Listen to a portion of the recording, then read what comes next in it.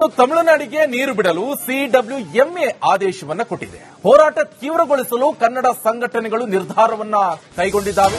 ಕನ್ನಡ ಹೋರಾಟಗಾರ ವಾಟಾಳ್ ನಾಗರಾಜ್ ಹೇಳಿಕೆಯನ್ನ ಕೊಟ್ಟಿದ್ದಾರೆ. ಯಾವುದೇ ಕಾರಣಕ್ಕೂ ಕೂಡ ನಾವು ನೀರು ಕೊಡಲ್ಲ, ಯಾವುದೇ ಕಾರಣಕ್ಕೆ ರಾಜ್ಯಕ್ಕೆ ಧಕ್ಕೆ ಆಗಲು ಕೂಡ ಬಿಡಲ್ಲ. ಸಿಡಬ್ಲ್ಯೂಎಂಎ ಅಧಿಕಾರಿಗಳು ತಮಿಳುನಾಡಿನ ಏಜೆಂಟು. ಬನ್ನಿ, ಇದಕ್ಕೆ ಸಂಬಂಧಪಟ್ಟಂತೆ ವಾಟಾಳ್ ನಾಗರಾಜ್ ಏನೇನಂದ್ರು ನೋಡಿ.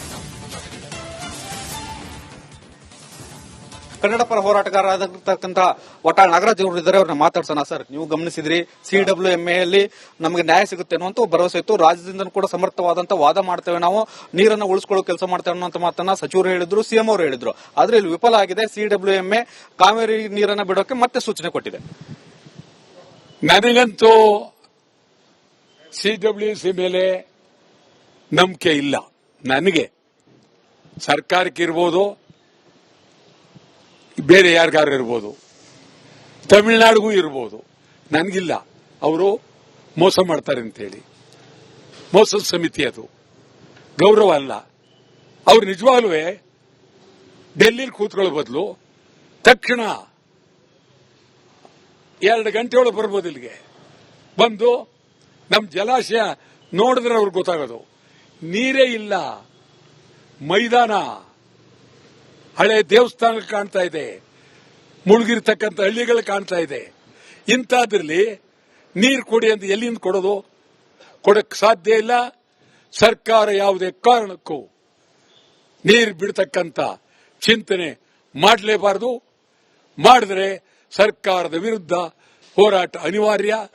ನಾಳೆ ಸಿಡಬ್ಲ್ಯೂಸಿ ವಿರುದ್ಧ, ತಮಿಳುನಾಡು ವಿರುದ್ಧ ಇದೇ ಹೋಟೆಲ್ನಲ್ಲಿ ಭಾರಿ ಸಭೆ ಕರೆದಿದ್ದೇವೆ. ಸಭೆಯಲ್ಲಿ ಮುಂದಿನ ಹೋರಾಟದ ಬಗ್ಗೆ ತೀರ್ಮಾನ ಕೈಗೊಳ್ತೇವೆ.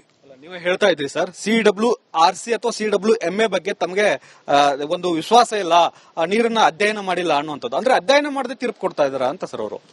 ಚೇಚೆ, ಹಂಗಲ್ಲ.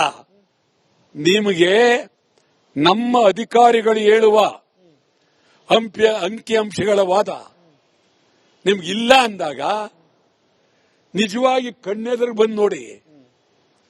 ಈ ಅಂಕಿಅಂಶಗಳು 2ನೇ ಪುಟ, 3ನೇ ಪುಟ, 6, 3, 9, 9, 3, 12 ಹೇಳ್ತೇವೆ. ಅದ್ ನೀವು ಒಪ್ಪಲ್ಲ ಬಿಡಿ, ಆಯ್ತಾ?